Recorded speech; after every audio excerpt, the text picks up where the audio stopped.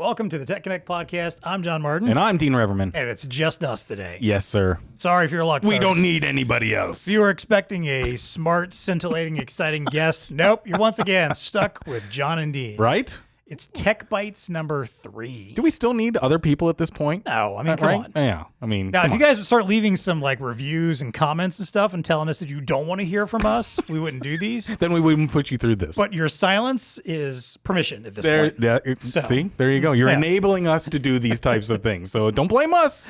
It's all your fault. Exactly. So we are back with another TEC Bytes episode where we kind of dive into some of the Dude, we got some stuff topics. on our chest here. We've been coming across some stuff that we just got to explore a little Dean bit. and I, we just sit around and we just compile stories that we're like, oh, I can't wait to talk about this. I can't wait to talk about this. And then we get together once or twice, every few months or so, and put one of these episodes out where we just banter back and forth, talk about some of the big topics and stories. Some are in the channel news. relevant, some are industry relevant, some are Exactly. not at all. Some are just stuff we just feel like talking about. Yeah, but So, you still need to know. that's right. Because you're going to be around a water cooler Right. someday. Even if you're gonna not at a water cooler, even if you're just talking on a Zoom, 100%. and you're waiting for everybody else to show up, That's you want right. to have a good story to tell, you can say, hey, I heard on this You need a podcast. topic. Exactly. We're here to deliver that topic for you. This is our value right here. 100%. Yeah. Hashtag value to the VAR. All right. So that's what we're doing today. We're getting into some TEC Bytes discussions. It's time for us to plug in and get connected. Welcome to the TEConnect podcast. It's time to get connected.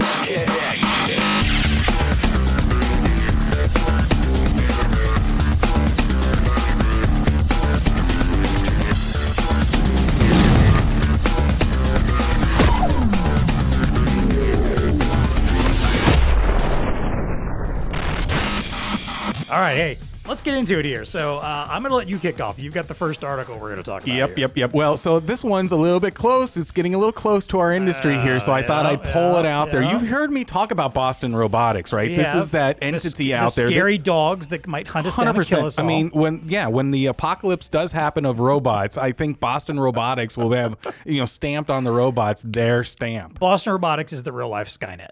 Yes. Now, Or no, what was the company? It wasn't Skynet. Cyberdyne Systems. Yes, Cyberdyne. Well played. there we go. So Skynet is Tesla, is Elon, and if they ever get together with Boston Robotics, but hey, Boston Robotics is putting out something they're calling the Stretch, which has it's this arm basically that can handle and manipulate. It's not quite as threatening as that dog. Huge volumes. No, but what I'm saying is it's close to our channel, Yes, right? yes, I mean, definitely. we live in the warehouse, transportation, logistics world, and yes, there's robotics that are coming into play in our area, no doubt about it. But when Boston Robotics starts putting a product that's in our world, well, now you really got to take notice. If you hadn't taken notice before, now you have to, because let me just describe it for you here. It's a square-based, mobile-based, unit, if you will, with this huge robotic arm that has 7 degrees of freedom and a suction pad array at the end that can grab and move boxes up to 50 pounds in weight. And so this thing can just autonomously roll around and be used in a warehouse environment. But as the VP of Business Development over at Boston Dynamics, which I guess, we'd put him on the Cyberdyne board. He's the guy that's, right.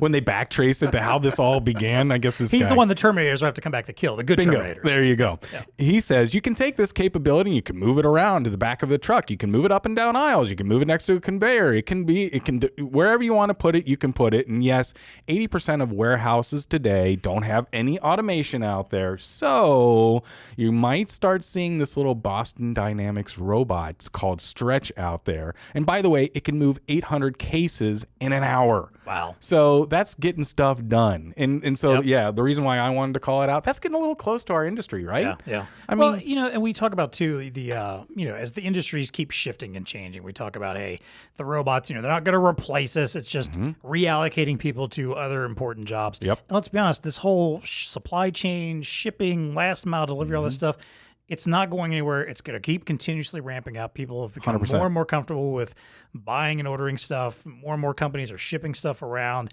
and this to me just seems like kind of a no-brainer of Yeah. having something that can quickly and efficiently move a bunch of stuff around in a quick and easy manner. This is one, all jokes aside about the end of the world and robot apocalypse or whatever, like this is one I looked at and saw this is a very practical, It is. intelligent use for robotics. Bingo, it is. It's a cobot, right? It's one of those things that we will co-live next to. But I think your point is very valid, and that's the reason why, in all seriousness, resellers have got to understand what's happening in the robotics world, because it will start encroaching everywhere. And this is just one of those examples that maybe it's a little cost prohibitive right now, but the technology is there.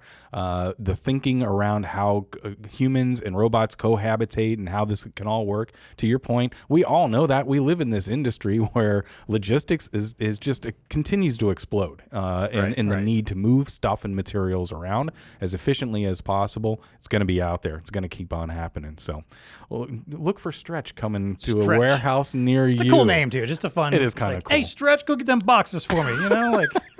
Do you see that happening? And then the robot gets mad and kills the ball. Stop telling me what to do. I don't know.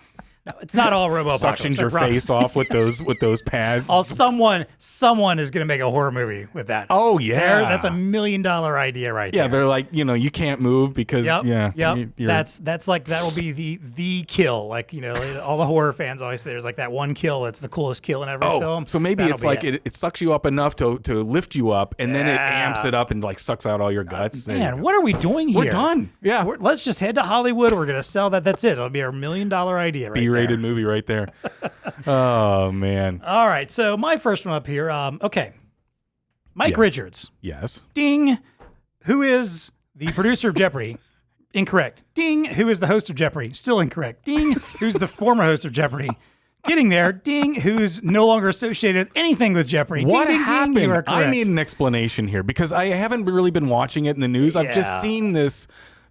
All those stories come up. Nope, not the host. Nope, not the producer. What the hell's going on? Okay, so obviously Alex Trebek passed away last year, and there's been this huge void of like who was going to take over Jeopardy, and it's impossible to fill. Didn't we stop on the girl from sort of from Big Bang and Big Blossom? Bang? Yes, Mayim Bialik. Yeah, sort of. Okay, so here was the saga. Like after Alex passed away, there was a whole plethora of guest hosts that came through. Correct. So you had a bunch of people, including Ken Jennings, the guy who's probably the most associated with Jeopardy outside of Alex, is the all-time champion on the show. So he did a guest run. Like Aaron Rogers did a run. Yeah. You've had news people. LeVar Burton was a very popular one from Star Trek. Yes, Roots, Reading Rainbow. Like he's been kind of the fan choice for the replacement. So then along the way, at some point, randomly along the way, there was a week where supposedly they didn't have a guest host lined up. So Mike Richards, who was a producer on the show, he's also been producer on shows like Price is Right, Wheel of Fortune, some other random game shows you've probably never even heard of. Okay. He stepped in for a week. Now, again, there's a lot of behind-the-scenes detail. I will link the article on Vox this that really dives deep into the whole backstory here. All right. But it sounded to me like the dude just really wanted to host a game show, so he found an excuse to step in and be the guest host for that week. Fine, whatever, But again, he's kind of a nobody. Like, he's a behind-the-scenes guy, not someone anybody, unless you're like a super Jeopardy file, might have known. Right. So, yeah. Or follow producers in Hollywood for some odd reason. But for most casual fans, no one knew who he was. So he did a guest stint, and then he went on and did some others. Now, obviously, the search for the final, a finalized host, a permanent host began. Quick sidebar, how did he do? Did you watch any of them? I didn't, actually. Okay, I haven't watched a lot, I'll be honest, since Alex died. It's been kind of hard to, just get into it. Get back into it. Yeah. So I never saw any of his, and I think people just said he was fine. Nothing spectacular, but fine. So then we got to the point where they were picking the host. Now, mind you, he was also, as one of the big producers, someone involved in selecting the next host. Right. So, the fans wanted LeVar Burton. A lot of people wanted Ken Jennings. They kind of thought most likely to be one of them. Well, then it was finally announced that the new host of regular daily Jeopardy would be Mike Richards. And that Mayim Bialik would be a kind of a host for special editions and evening editions or something like a special primetime editions or something like that. So immediately everyone went, what? Why this guy? Like, what's going on here? And it kind of reeked of a little bit of, not nepotism, that's not the word, but like a little insider trading kind of thing. Like, well, hey, I'm the guy who was making the selections and I decided to pick me, Yeah, talk about stuff in the ballot in your favor. It all felt weird to begin with. So that had been announced, and I think he had finally got around to starting to record some episodes when then, because there was so much scrutiny on it, people from various past jobs that he'd worked in, like The Price is Right, started unveiling a lot of very difficult things about him from his past, that he had a bad reputation. He had made some very sexist comments. He had treated the models badly when he was on Price is Right. Yep. There was all these various lawsuits that had come out against him. Got it. He'd made questionable comments on a podcast that he hosted, like just a lot of not good stuff came out about the guy along the way. And of course, there was a quick reaction to that, like, hey, this guy probably shouldn't be here. Very quickly, it didn't take long before they pulled back and said, okay, he's not going to be the new host. They're going to let Mayim do it now instead, for at least temporarily. She's still not, I don't think, the permanent. I think they're still on the search. And then it didn't take long after, maybe another week before they officially announced he's officially no longer has anything to do with Jeopardy. Holy moly. So a fall from grace, quick. Man, so this guy went from basically a behind-the-scenes nobody who, and granted, there's a lot of people in Hollywood that unfortunately are sitting behind the scenes and do bad things and are bad people and still succeed. But, like, I think the article probably compared to this, or I'm probably not thinking this off the top of my head, but it's like the story of Icarus. He flew too close to the sun. He decided one wings day started to melt. He was dying to be a host, a big host on a big primetime show, and he made his move, and he got burned pretty badly for it. I can do this. I got this. Yeah. Oh, yeah. So the rise and fall there, he's now completely out of the game, and we're still on the quest for the next host. And how sad that this happened to such a great brand like Jeopardy. I know. That's the thing. It has kind of tainted this brand, and, and I'm sure Alex would have wanted nothing to do with this. He's rolling in his grave, at this point. I mean, how does that even happen here? I don't know, man. That's And I didn't know I didn't know that whole story, and I didn't know about the one girl. What's her name again? Mayim Bialik. Yeah, I just thought I saw one of hers, I think, and it was I thought she did a really great job, and I'm a big fan of hers anyway. Yeah, so she's a smart lady. Yeah. All right, so we're still in flux at this particular moment. So is there hope for John becoming the host? John. You. Oh, me? No. No. That'd be awesome. That would be amazing, but no. I'll be honest, I consider myself to be a fairly intelligent guy, but I can never be as smart as Alex was. Yeah. Because I feel like Alex, it's easy when you've got quote the answers in front of you, like people like to say. But I also always felt like Alex is just a ridiculously smart person. Yeah, he had contextual information around that as well. Yeah, no, he knew what he was talking about. Honestly, he wasn't just reading a card. If you had told me Jeopardy was going to end after Alex died, I would have been like, that's fine. I understand. I get it. No one can really fill those shoes. It'll never quite be the same, but... Or at least some pause, some extended pause, maybe 10 years later. Yeah, take a few years We off do a and come reboot back, with somebody. Exactly. Yeah. All right. So, well, anyway. So hey, I came across some information about stressed out and best states to do business, because I know that you love these lists, right? Because we can scrutinize them and say, hey, what the heck is going on here? So we'll start off with America's top states for doing business in 2021. Okay. I was a little bit surprised. And of course, whenever I read something like this, I like to look into the data. What are they making this opinion, right? Infrastructure, cost of doing business, life, health, and inclusion. Okay, that sounds a little bit nebulous.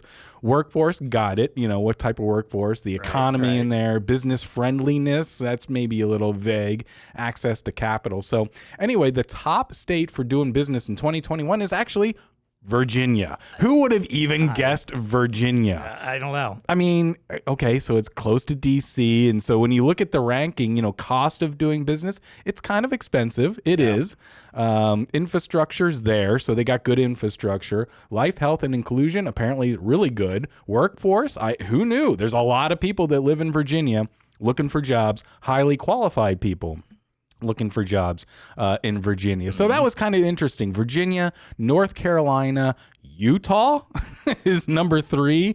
Texas, everybody hears about Texas, right? Because you can do whatever you want in Texas. It's like it's like our China, I guess. Just go down there and whatever you want to do, you can do. Literally the Wild West in Texas. Exactly. You got some southern states up there, pretty high. Tennessee was fascinating to me too. Why? I don't know. Just not a state that I would have thought would be a high business type. Dude, state, I think Nashville is Nashville, it's like this epicenter down there that is like, I don't know. It's like the place to be, you know, for southern states and things of that nature. Nashville is definitely a hopping place. Okay, so where did Ohio and Kentucky? So Ohio's in the top 10. Thank you very much, my friend. Well, Ohio comes in at number 10. My beloved I'm keep scrolling state. so I can find Kentucky. Yeah, good luck there with it is, that. down at 41. Shocker. So 41. So, you know, the cost of doing business is awesome in Kentucky, which right? I mean, the cost of living down here is great. But you've got some issues as it relates to the workforce, the economy down here, not doing all that well, at least as it relates to this particular one. Now, Hawaii and Alaska are at the bottom, which makes sense just because of accessibility. Like I get that's the hard point for there. cost. So if you ignore those two, because those make sense in that realm. Yeah. You've got West Virginia and Maine down at the bottom. Now Maine kind of Maine's a little bit interesting. surprising. Yeah, I'm a little. West Virginia probably doesn't surprise me as much. Although again, with its proximity to Virginia, you would think. No, seriously, let's pause there. They're number 47, and Virginia's number one. Yeah. They're right next to each other. Yeah. But I guess Virginia with Washington D.C. area has got to be the kicker on that one. I think so. There's just no other doubt about it. Coastal state with DC nearby, that probably has a lot to do with it. Yep. And some mid-ranking. So I was a little bit proud of my Buckeye State there coming in at number 10. But all this can lead to stress. And so the other one that because I know you love lists like this, the most and the least stressed cities in America, right? So they did, who was this that did this? The American Psychological Association ran a study, I guess. And of course, maybe this is a different study that has found that 6 out of 10 adults have undesired weight changes since the start of the pandemic.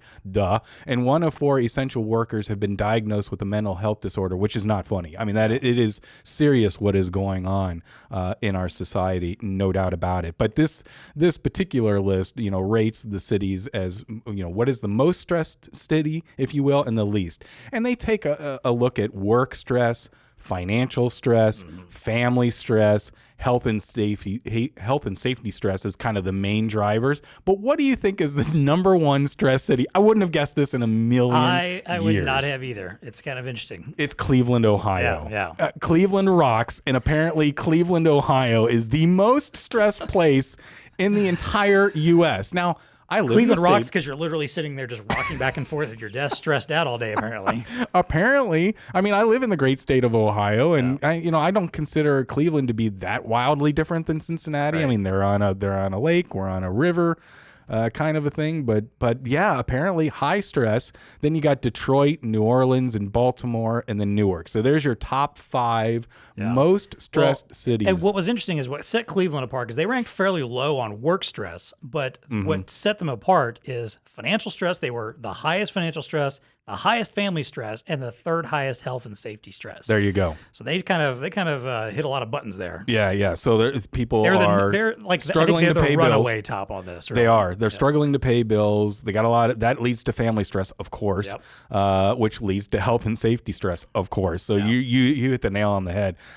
So it's not that they're getting stressed at work. Maybe they're just, I don't know, they're not working, and that's leading to all these financial stresses and things like that. Kind of a little bit of the case of the top 5, honestly, except for Baltimore, where you see work stress, and then Newark was number 1 for work stress. Yeah. What's in Newark anyway? No idea. What is it? Pharmaceuticals? Was something's in Newark that there's a lot of. Is it the pharmaceutical industry? Maybe. I don't know. We got to figure out what's in Newark that's causing all this stress to happen. So then at the bottom of the list, you've got, Madison, Wisconsin is near the bottom. So, you know, when you're in Wisconsin, you don't have a lot of work stress. Kind of laid back, peaceful, Yeah, you got cows, you got cheese, you got, you know, what else is there to do in Wisconsin? Fremont, California was a little bit surprising because, you know, anything on any of the coast, you would think, although that's a little bit more inland. And then the number 1 is South Burlington, Vermont. I guess if you want a stress-free life, move to Vermont. South Burlington specifically, because that is way stress-free up there. They actually were pretty high on the work stress, but everything else smooth going. Low. You don't have any financial stress up there. I guess the cost of living, even though it's on the East Coast is relatively Yeah. nice. So anyway, you agreeing? Well, it's kind of hard to dive into this one, but you okay with these particular ones here? I guess. I think if you dug into the underlying causes, they probably make sense. Yeah. Was Cincinnati on here anywhere? I didn't remember seeing. I saw Columbus is around the middle of the pack. Let me do a quick find here and see if Cincinnati. Yeah, 26. We're okay, 26. That's pretty high still. So yeah, a little stressful living here in Cincinnati. Yeah. Okay. Well. And what is it? Oh, financial stress. Yep. That's one of the high it's a ones great there. state to do business, but you're going to be stressed out. Yes. Apparently, and all your employees will be stressed. Yeah, exactly. So is it that great then? I don't know. So all right, interesting one. There you go. All right, my next story here is about Emma, the robot masseuse. I don't know anything about this, so you got to help me out here. What's going on? This is just a random CNN article I came along. So it says, meet Emma, the AI robot masseuse practicing ancient wellness therapies. So basically, a company, what was the company called? A Singaporean startup called AI Treat created a robot called Emma, which stands for Expert Manipulative Massage Automation. So it uses sensors and 3D vision to measure muscle stiffness. It has like heated pads, so it's got like little robo arms that are like a soft tip kind of heated pad Got it. that it can use for massage. Now, they claim like, hey, this is not the idea. It's not to replace masseuses. It will allow them to still do some of the real deep, this is a cobot as well? Right, but this can get like some very simplistic, basic massage techniques, or maybe to warm someone up and get started before the masseuse comes in or whatever and does the real deep work. And the more personalized work there. But I don't know. I mean, they look kind of interesting. Again, it's one of those things where, if you start thinking the robot apocalypse angle, like, does it just like start battering your head in or something, and I don't know. But, I was checking out some of the video. Looks very soothing. Looks like it could be nice and comforting. So yeah, so they want the actual massage therapist to be able to focus on the 10% highly skilled part still, which can increase their productivity and income while reducing the cost for patients. So I mean, it sounds like they've put in the work and the science behind this. They mentioned like a big part of it also would be to help therapists and physicians or whatever to treat multiple patients at once. If you've got a patient that has a fairly simplistic need or whatever, put them under the robot while you're off working with another patient. Yep. So it could be coming here's soon. where I think this is going to be a success. Now that I see this, I think there's a significant part of the population, myself included, who feel very awkward getting massages. Yep. I mean, I don't know. I'm married. I'm happily married. I love my wife more than life itself. I do not want to ever depart. And walking in and having, I don't care if it's a guy or a girl, it doesn't matter to me. Having somebody else, it's a very intimate kind of thing. It really is. Give me a massage. It's like, no, I'm not, I am super tense going in, and I'm even more tense coming out. So it's like, well, that didn't work at all. But if it was a robot doing it, okay. Yeah, maybe I'm in for that. What if you fall in love with the robot?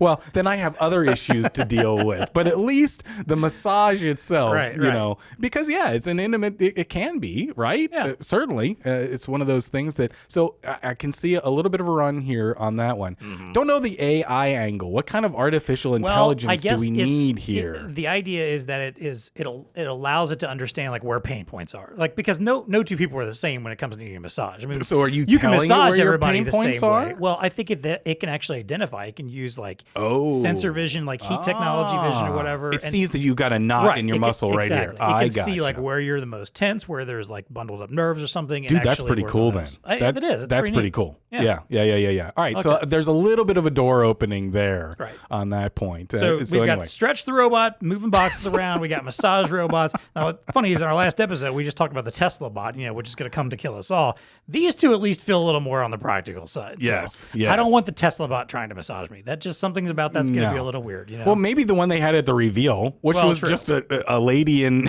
some kind of really awkward bodysuit. I'm telling you, I got to go back and look at that thing. It's just, I need it with the audio. It's really scary. Anyway. All right, what do you got next? Well, this whole net neutrality thing, right? This is one of those personal beefs of mine. I mean, I hate to resurrect the net neutrality and the whole thing. So anyway, high profile 2017 decision by the FCC to roll back net neutrality rules, right? Which opened the door for companies to charge different levels for different services on net neutrality. And there was there was an investigation done by the New York State investigation concluded a while ago that of the 22 million responses that the FCC received during the public comment period, right? So they do this. That's how the government works. Hey, what do you think, public? And let's take your comments. They got 22 million. Do you want to be submissions charged more to watch Netflix on your internet provider? Yeah, right. To boil down the question, that's exactly kind of what we're getting at. Yeah, 22 million responses. I think it was by far the highest in the agency's history, the FCC's history, which should have been suspicious to begin with, because who does that? Who comments on this crap? Well, as it turns out, what is it? 80% of those comments were likely fabricated. Yeah. Are you kidding me right now? 80% of those. So just to read on here, investigators concluded nearly 8.5 million of those 22 million comments were fraudulently submitted in favor of repealing using real identities without owners' knowledge, an effort led by broadband industry group. Separately, 7.7 million pro-neutrality comments were linked to a single 19-year-old college student using automated software. Well, God love that guy. I mean, right? Just one person. We're trying, yeah. 7.7 million comments came from one person. How did they not realize that is going on? What is going on here? Because when this whole thing came about, first of all, it's one of those things where as a mass populace, no one wanted this. Right. No one wants this unless you are benefiting from it financially. Unless you're one of the big companies that's going to benefit The from basic idea is, do we want to allow broadband companies to control how much access and how fast of access we can have to the internet, basically? And if they get that control, then that means, like I just said with the Netflix example, they could say, hey, if you want broadband access, internet access that is fast enough to stream Netflix, you got to pay more for that. Right. Versus the other person who just needs it for checking email. Right. And the whole net neutrality issue has been like, no, let's all just have this open access to whatever our needs might be. Yep. Sure, you can pay for tiers of, speed or whatever, but not where a company can literally say, hey, we're going to slow you down. We're going to slow down your access until you pay us more for this. Which is happening now. Exactly. Whether you're on mobile, or whatnot, they throttle your ability to do that. And not to get into the political side of this stuff, but like there was the people who were running the FCC at the time clearly had an interest in making sure this happened. They were quite well known in bed with the broadband companies, with the internet companies that wanted to make more money off of this and figure out a way to make more money off of it. Yeah. And this goes back to this conversation we've had before, the whole idea of like, I think of internet as like a public utility. Right. And this kind of stuff doesn't happen if that's the case. In the same way you can't tell somebody like, hey, because you want to use more electricity, I'm going to charge you, your rate's going to be a lot higher for that. Or I'm going to choke off how much electricity you're allowed to use until you meet my standards or whatever. Well, and what this hurts too, this also hurts some of the back end companies too, who like a Netflix, for example, that wants to be able to go out and say, hey, I want anybody who wants to have Netflix to have access to the same level and quality of Netflix no matter what. But then if they're saying like, no, we're going to choke it off for you if we decide to, then that company then has to turn around and say, well, I'm sorry, in order for me to match what I need to do now with them, I've got to charge you, the consumer, more. They're passing along that to you, and suddenly we all start paying higher rates. So it's a BS issue that never should have got to this point. Net neutrality existed for a reason, and I'm frustrated that this happened, and even more so that because I knew at the time. I remember when they were opening up for these public comments, they started talking about how many people were resoundingly in favor of doing this. I'm like, I call BS. That is not what's happening here. I don't know a soul who is cool with this. But obviously, it doesn't work for an internet company. A couple things. It had no impact on the final. Right. I mean, you're making the argument that look, this was going to happen the way that it unfolded anyway. So, but they wanted a justification to back it up. Well, okay, but here's this disingenuous gesture that, hey, we'll take your public comments because we want to hear what you have to say. Do you really? Do you really? And then are you vetting the ones that you get? That's the one. That's the takeaway from me. It's like, well, and I would, let's be honest. We would not be surprised to find out that like they said that like, let's do all these public comments and then immediately turned around to someone and say, hey, all right, guys, get to work on flooding the whole thing with comments. But how good was this college student? I mean, you could see, aren't they all coming from the same, same location, same IP address, same IP address and stuff like that? It's like, we've got 7.7 million that came from 2.091. They're different people, but they're all at the same IP address. Really interesting. I don't know, man. This is one of those issues that I think eventually will get reversed. Like it's never going to stand up this way. Not if you want to move forward with the way the internet works, the way we all expect it to. Yeah. So anyway, I found that amusing that the fake public comments around the whole thing. Don't trust the comments that are out there. Somebody's just making that stuff up. Yeah. So anyway, what's up for you next? All right. So the last year plus have taught us that entertainment is delivered in different ways than we ever expected before. Hollywood got upended by the pandemic, basically, as far as, when movies were going to be in theaters. Yeah. Theaters were shut down for a while. People were hesitant to go to theaters even when they reopened. So it's created this massive debate within Hollywood about streaming and about how movies are accessed. Should they just be on the big screen for several months before us little peons at home can watch them on our personal screens? Oh, and by the way, it's going to cost you like $90 to take your family to the movie because tickets are expensive. And if you want to buy any food, that's expensive. If you want a premium seat, that's expensive.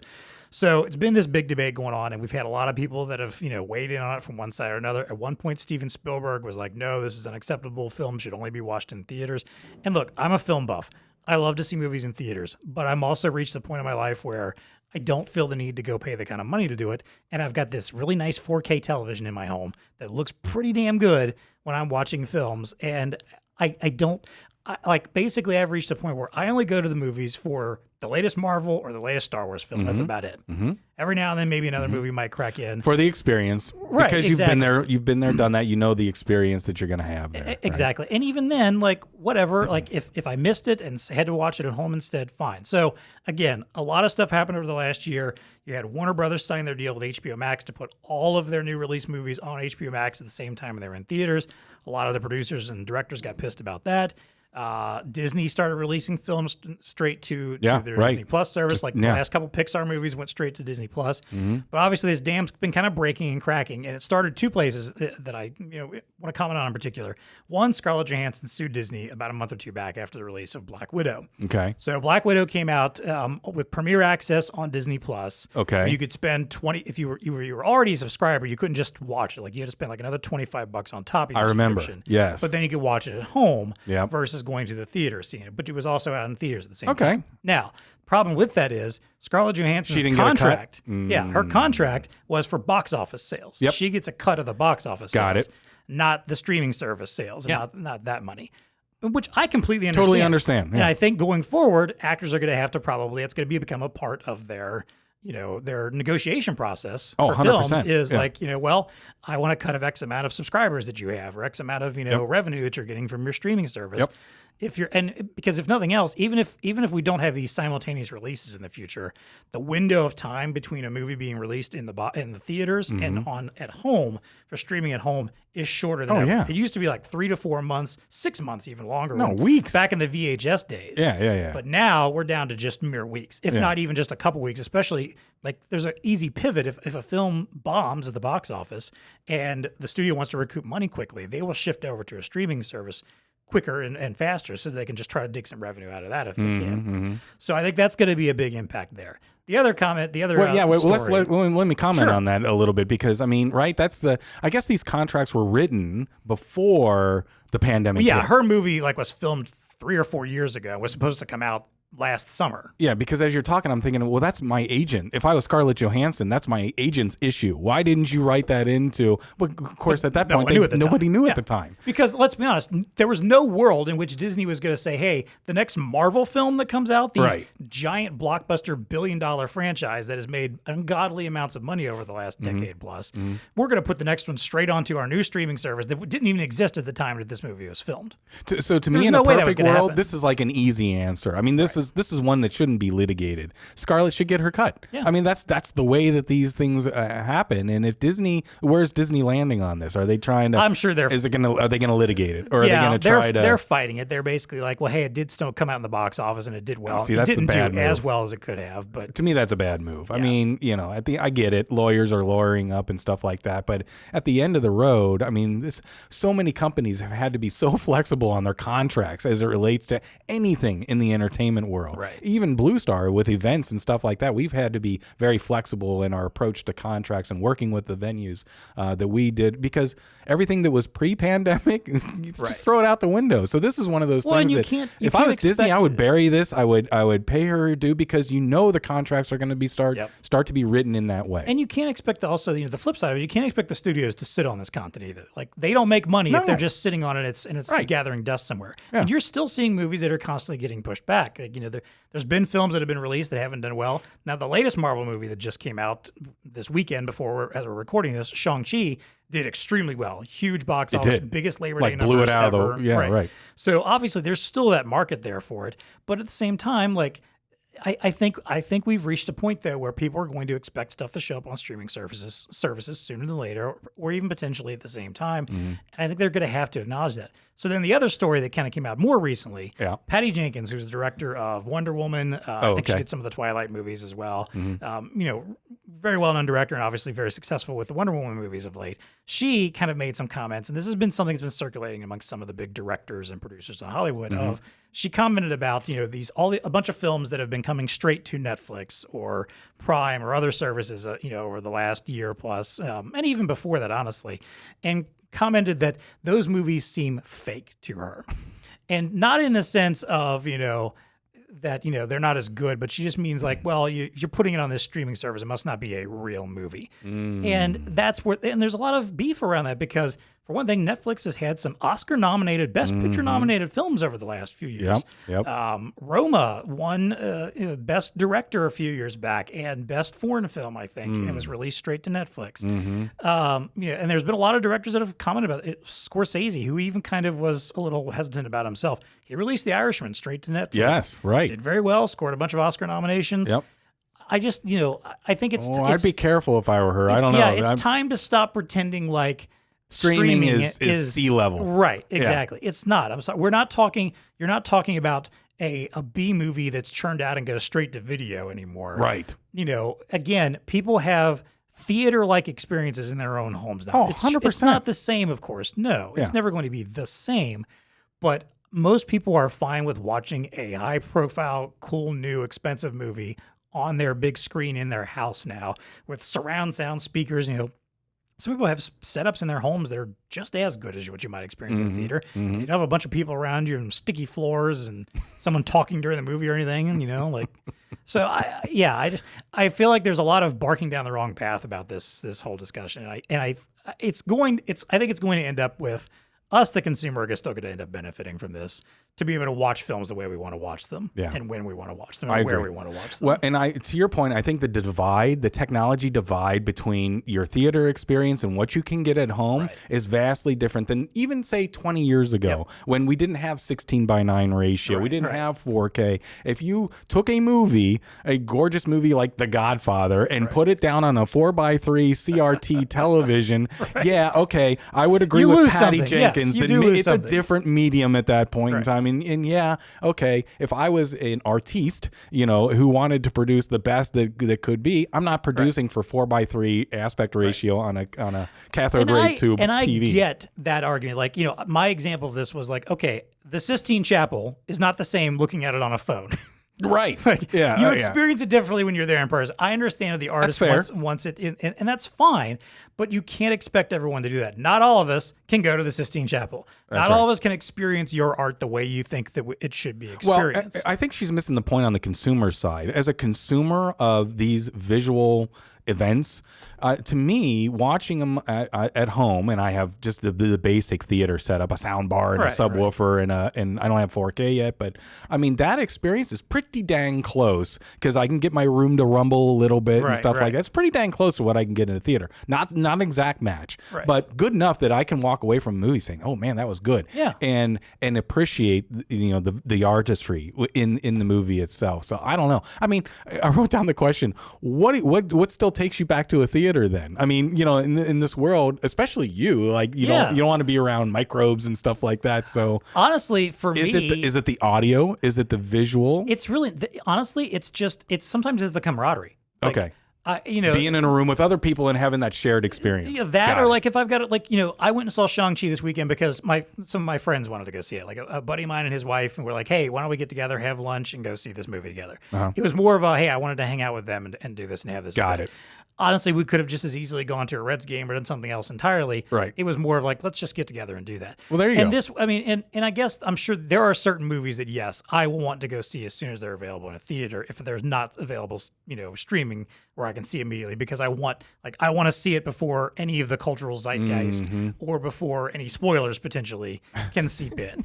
So, and that's the only reason I went and did Black Widow, because I had planned on doing the premiere access for Black Widow and just watching it at home and being like, well, I would spend $25 to go see it in the theater with my wife probably anyway. So why not just do that at home instead? But then my friend was like, hey, you want to go see this movie? Sure, let's go check it out. So where does it all end here? I mean, because I'm with you. The theater experience, I can't tell you the last time I went, but I don't mind going and sitting with other sniveling kids, because the only movies I've seen lately have been kid movies. So, so there's other kids around and it's distracting and stuff. And then you got to pay $25 for a popcorn and a Coke. It's like, really? I think by this time next year, COVID, excluded here, assuming we've got the COVID curveball. Yeah, assuming we're a little more under control than where we are right now, which I know last year at the same time we probably would have said the same thing. But let's assume that we are finally in the place where we expected to be maybe at this point in art right now. I could see us getting back to a little bit more of a normalcy where it's more of just like, hey, big release comes out in the box office. I think that window between release and streaming is going to be shorter than ever. Oh, yeah. I think it's going to be very... I agree. Because let's be honest, most of these films, these big budget blockbusters, they make all of their money in like the first 2 to 3 weekends. Oh, yeah. Most of it's the first weekend. And then if it's a super successful film that gets a big word of mouth, you might have a good second weekend. After that, the curve just drops off pretty dramatically. You might as well just go ahead and pump it out to home where you can start making some more money off of it. Well, I'm seeing a hybrid. I mean, I guess the way Disney rolled out the Black Widow, I see something like that happening more. Like, okay, I subscribe to Disney and you get the basics for that. But any new release that comes out, there's going to be a premium put on top of that. For at least the first few months before it's available to everybody. Exactly. And I see that as being the way that this is going to shake out. But then what's going to happen? Plus the theater. The backside of then will be, that like your directors, actors, producers, that's all going to start becoming part of their contracts. 100%, as it should. Yeah. I'm not going to get into debate of whether or not they're getting paid accurately or anything like that. But right. Yeah, they should. So, no doubt about it. There's my rant about this whole thing. Well, I got some more good news for you. All right.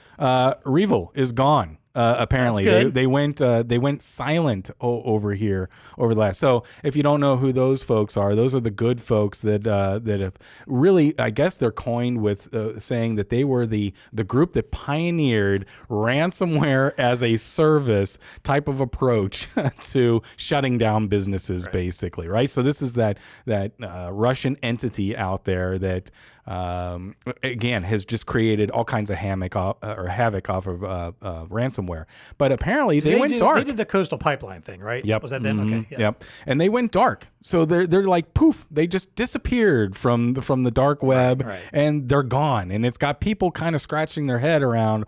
Oh, okay, what happened? It's like when you see this enemy out there, and I guess war is so tactile in the sense that there's the enemy right there. We can see them. If they were to pick up and leave, okay, well you would see that happening. But here they just vanished. They just flip some switches and they're gone. And they're gone. Exactly. And they're gone. Delete some code. Yeah. And so people are wondering. Well, suspiciously, it happened right after Biden went over and talked to Putin and said, "Hey, you got to help us out here," kind of thing. I guess I don't know, but observers say probably a little more strict than that. Probably a little bit more like, "Hey, you're going to help us out here." Yeah. Or why Putin would answer, I don't know. But so observers say there's 3 possibilities of why REvil just went dark. 1, U.S. or Russian security officials access and shut down the group's servers. I don't know. Maybe. I don't know. That seems a little bit out there. The group wants to avoid the scrutiny of being in the middle of a U.S.-Russian relations. Yeah, okay, maybe. The whole idea of these groups is like you don't want to be too public. I mean, once you get too public, there's a little too much danger of getting caught. And you don't want to cause World War III. Well, yeah, there's that too. The extinction of the human race. One would hope there's some, good intentions there, but then again. And then here's the third plausible reason: an unknown technical problem. Now, come on, really? Why do you even put that on the board? An unknown technical problem. Cousin Boris tripped over the power line, unplugged it all. Like, oh no, these guys, Boris, you idiot! These guys and girls live in technology all day long. Right. And I guess it's not out of the realm of possibility, but man, that has got to be such a minute possibility that an unknown technical problem caused REvil to just vanish from the face of the earth. I mean, I don't know. It's just, how do these people come up with these things? My thing is they probably are just like turning off for now to reinvent themselves and come back as something different. You would think that doesn't have as much notoriety. I mean, which is why the whole Putin-Biden thing, it's like, okay, so the Russian actors, and, that would give argument that they are actually working for the Russian government. And if that's the case, we're in all kinds of heap of mess around that. Now, who's to say that what you don't hear is about what the U.S. is doing to we got our own folks that are. Oh, I'm sure we do. But unfortunately, they don't have elections. I mean, when Putin just says, hey, I'm going to be here for another decade, and you can't do anything about it. Or we're going to have an election. Right. Yeah. Oh, exactly. Funny enough, my name's the only one on the ballot. Or if for some reason you check that other name, you might not see tomorrow, but oh well, Yeah, so, what in all seriousness, I've been wondering to myself, how far does it go with these actors? Just assuming the fact that they are government, whatever, sponsored, sanctioned, some way connected to it. How far do they go to make our life miserable? Because in theory, I would think at this point in time, both we and they could make each other's lives pretty miserable if we wanted to. So shutting down gas is like, were they just testing the waters of how miserable they could make things? Is it they're just using that as a test case that if they wanted to shut off the power, they could both ways, and we could do the same. It's like this whole underground thing that we probably won't hear about for another 20, 30 years, but a lot of that stuff is happening right now. Yeah. And so, I do wonder if Biden went over there and said, hey, you better cool your jets and not, because we're going to start doing some stuff to you and this is going to start getting it's not like we don't have the infrastructure to fight back if we needed to. God, I hope not. I hope we're not just sitting back there saying, oh, how did they do that? Oh, how did they do that? I bet we better have those codes like we had in Iran when they tried to spin up their nuclear stuff and we shut it all down off of a printer. Yeah, yeah, like an HP printer that happened to be in the room that we had a little bit of ransomware. Well, not ransomware, but a little thing in there. Yep. Anyway. So that's something you got to keep your eye on too. That's right. All right. Well, hey, that's our water cooler discussions for the day. Dude, you got all kinds of stuff to talk about now. Oh, we do. That's right. Yeah, you should have something to talk about with your coworkers now. All right. Hey, before we move on to close things out, let's, as always, thank our sponsors. Elo, Epson, Honeywell, and Zebra, thank you so much for supporting the show. We could not do this without you. Hey, as always, if you want to talk to us, if you want to tell us what you think about some of these stories, if you have similar stories that you want to share with us, maybe we can talk about on a future Tech Bite. We're going to do this on a fairly regular basis. You can come on and be a part of our Tech Bite. Yeah, no doubt. Seriously, send something in. If we like it, we might pull you up and bring you in for a short little snippet to chat with us about it. That'd be awesome. All right, here's how you can do that. You can go to Apple Podcasts, leave us a 5-star rating and review. You can go to YouTube, leave us a comment on our video if you're watching this on the video. Like the video. I got another one here real quick. Okay. I'm going to interrupt you. You can tell a friend. There's nothing better than hey, I was listening to this podcast. You should give it a listen to too. I completely agree. Yeah, if one of these stories is something you're discussing, tell someone, hey, I heard about this on the TEConnect podcast. Bingo. I'll send you a link to the show. You can check it out. There you go. That would be fantastic. I'd love to hear that. And of course, as always, you can reach out to us directly. You can find us on Twitter at TEConnectPod. You can email us TEConnect@BlueStarInc.com. All right, let's wrap things up here. So normally we do the value to the VAR, which is a takeaway, but obviously this is just, kind of a... Jeopardy lost their brand. Robots are taking over, right? Yeah. I mean, we did talk, you mentioned, obviously, you put some value behind this here with the robot stuff. Like robotics aren't going anywhere. Nope. It's important for you to figure out how your solutions can fit into that. Even if you're not the person providing the robots, there's going to be solutions that you sell that are going to be, integrated or impacted by that. Yes. Yeah. So you need to stay on top of this stuff. It's always important to know those kind of things. I would agree with that. In all seriousness, I mean, that is one of those breakaway technologies that's starting to come to fruition. There's a lot of talk about it, but it is happening, and it is happening all over the place. You hear about autonomous vehicles, you hear about robotics, things like that. You got to keep your thumb on the pulse of what's happening. I know we are. As a company, we're keeping our thumb on the pulse and what are our resellers asking for and how can we offer up some of these new products, quite honestly. Yep. So it wouldn't be surprising to me if BlueStar isn't, distributing some type of robotics here in the next year or two, type of a thing. So as a solution provider, you got to be tapped into that. So definitely. All right, well, hey, let's wrap up with what's TEConnecting with you. This is where we always talk about something in the world of science, tech, innovation that's caught our eye, got our attention that we're thinking about. Dean, what's TEConnecting with you today? All right, so this headline just grabbed me. Okay. Audi unveils autonomous AV that changes shape. So they're developing a vehicle that can do shape shifting. Okay, so you think about that headline, you're like, ooh, shape-shifting like Batman or something like that. Transformers? It's like it's a vehicle and then it's going to completely so apparently, but they're so yes, it does, and I'll give you the details here in a little bit in a second, but it's an electric vehicle created by Audi, and what they're, in this whole mad rush around EVs, I guess they felt it was important to come out with a concept car that could actually do some shape-shifting. Well, the only shape-shifting it really does is it lengthens by 10 inches. So what the concept is it can go from being a driver car to a completely autonomous car. Huh. And when it goes autonomous, it stretches. No, I'm sorry. It stretches, and the steering wheel actually folds under, and the pedals disappear.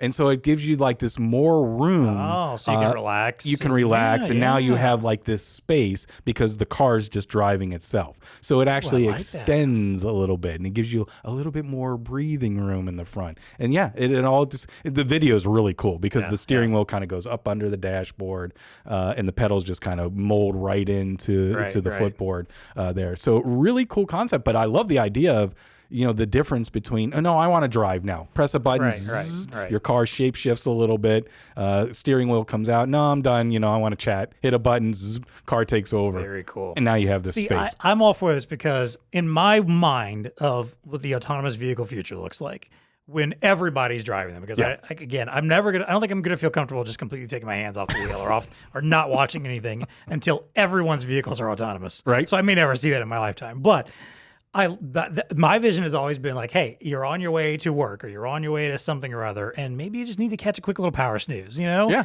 want to read a book, or you want to watch a movie, you want to relax a little bit. You don't want to be just sitting there in your chair sitting upright still. Like, why wouldn't you want to be a little more relaxed? I like that. See, these Audi engineers, they know what's going on. So they're going to give you a little bit more leg room. They're going to, all right, Audi. Cool. So what's TEConnecting with you? You're not much of a video game guy, really, are you?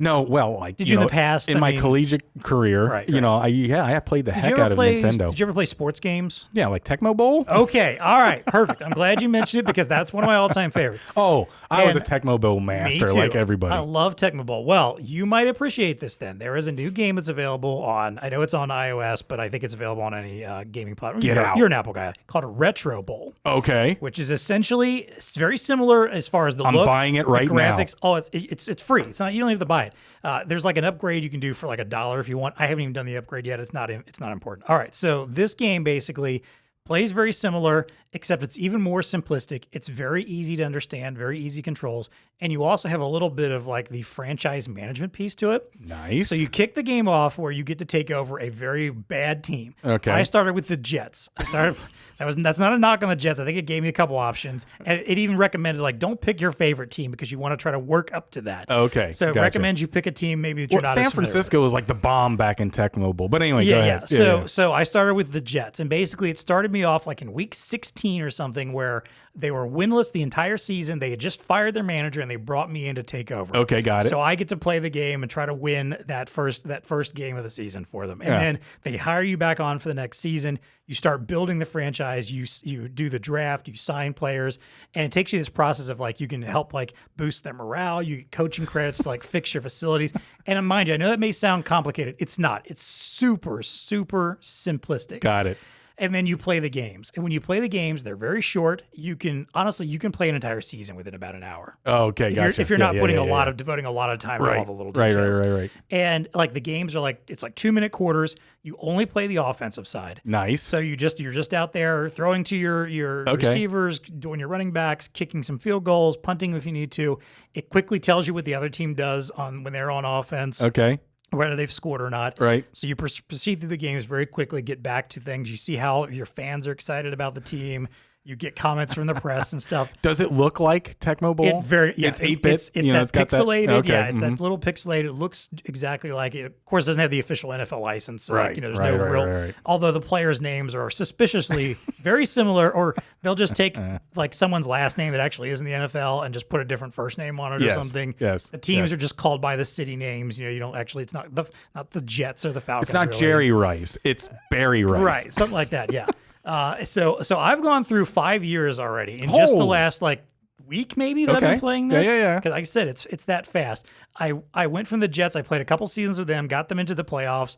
I got offers from other teams. I took over the Falcons, or the Atlanta team, for a while. Yeah. Last night, I finally made it to the Retro Bowl and won the Retro Bowl and finished it Nice. off. And now I moved to the Kansas City team, to the Chiefs, to be my new home from here on out, because they're like one of the highest ranked teams. But Yes. it is absurdly fun. It is highly addictive. Yes. Simple to play, easy to get into. Highly recommend if you've ever been a fan of sports games. And I'm someone never got into Madden. I did not like how ridiculously complex that game is. Yes. And I'm someone who's fine with complex video games. Right. But Madden took the fun out of it for me by being overly complicated. Right. Yeah. So I never got into that. I always appreciated what Tecmo Bowl had to offer. Yeah. Tecmo Super Bowl. Yeah. This game will definitely remind it. So I don't Retro know. Bowl. This point in my life, wasting more of my time because I literally, dude, I probably have like I said, it's so hours, quick. if not, You could very easily just like in some quick downtime somewhere, whatever you're waiting for something, just open it up, play a quick game, bit through it, and move on to the next thing. I'm good. Mega Man? Are they coming out with a Mega Man retro too? Remember Mega Man? I think you can play some of the old Mega Man games like on iOS, like rebranded versions of them. So. All right, well, I'm doing Retro Bowl. That's pretty cool. All right, so I'm in. that's what's Tech Connecting with us. All right, folks. So until next time, thank you so much for joining us. Hopefully, there'll be a new host of Jeopardy sometime soon. Maybe it could be you. I don't know. Throw your name in throw your hat in the ring. Everything's open at this point. Why Go see a movie in the theater. Watch it at home. I don't care. Just enjoy yourself. And as always, please stay connected. Cannabis dispensary owners require reliable, easy-to-use hardware designed to withstand the rigors of continuous use. While consumer products often fail to deliver, Elo's commercial-grade solutions provide an advantage, offering manageability, long life cycle, durability, ease of support, warranty, and flexibility. From all-in-one POS systems, flexible monitors, and easy-to-connect peripherals, to eye-catching displays, self-service kiosks, and mobile computers for inventory management, Elo offers a variety of modern, engaging solutions for your dispensary customers. To learn more, check out the link in the show notes or contact the BlueStar Elo team. When it comes to completing customer transactions and keeping lines moving, merchants feel the need for speed. As the fastest receipt printer in the industry, Epson's new OmniLink TM T887 delivers. With lightning-fast print, speeds up to 500 millimeters per second, the T887 helps merchants deliver the best customer experience in virtually every environment, especially high-volume ones like hospitality, retail, grocery, banking, and more.